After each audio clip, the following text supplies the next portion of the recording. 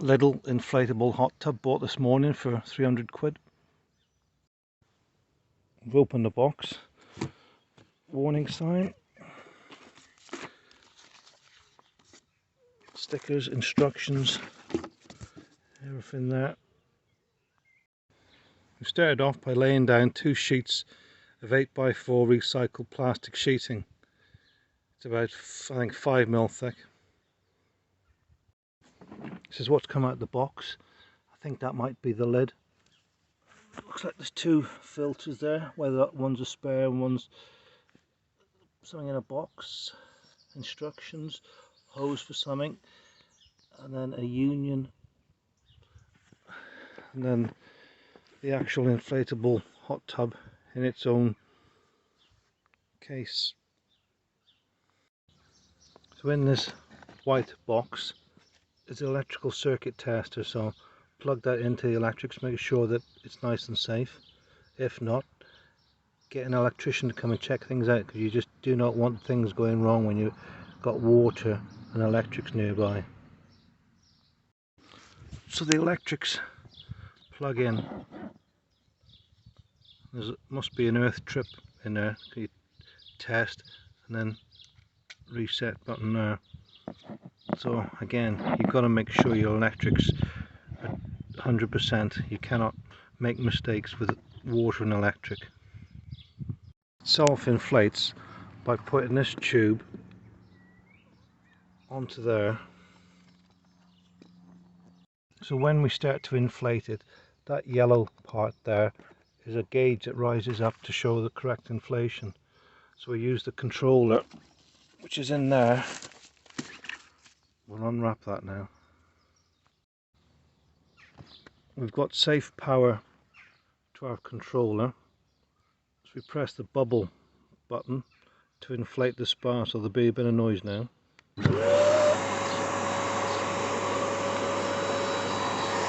So it inflates, and when it's inflated enough,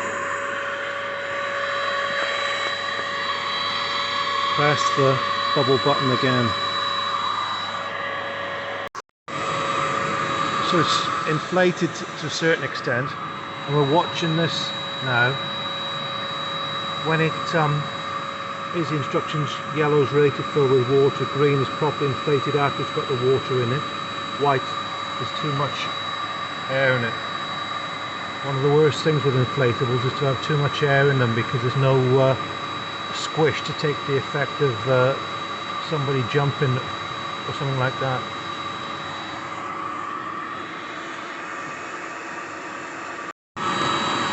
Just going on to the green, turn it off, press the bubble.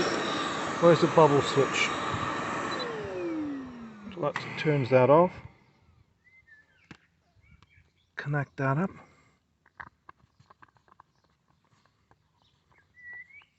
Perhaps we don't, perhaps we leave that connected so that when it fills with water we know we got the right air in there.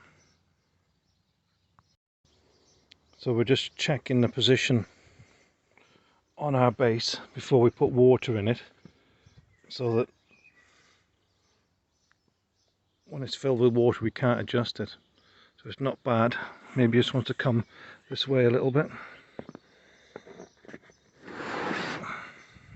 Easy to move now, impossible when it's full of water.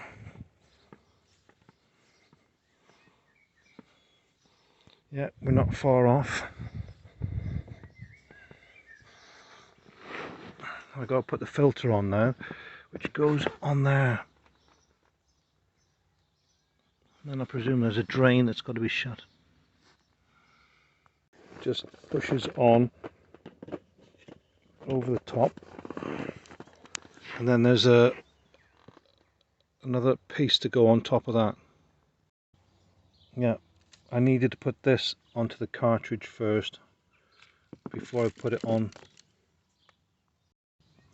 So the filter cartridge has got some clear plastic all around it. It doesn't say in the instructions, but I'm guessing that you take this clear plastic protective covering off to expose the element, or it's not going to work properly, but it doesn't actually say.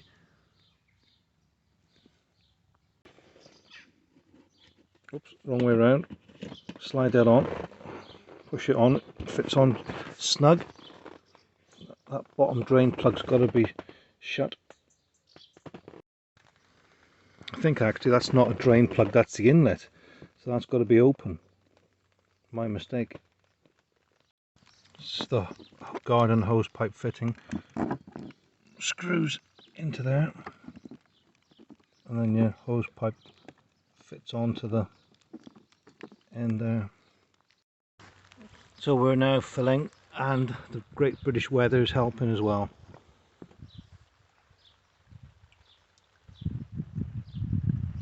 Perfect weather for a hot tub.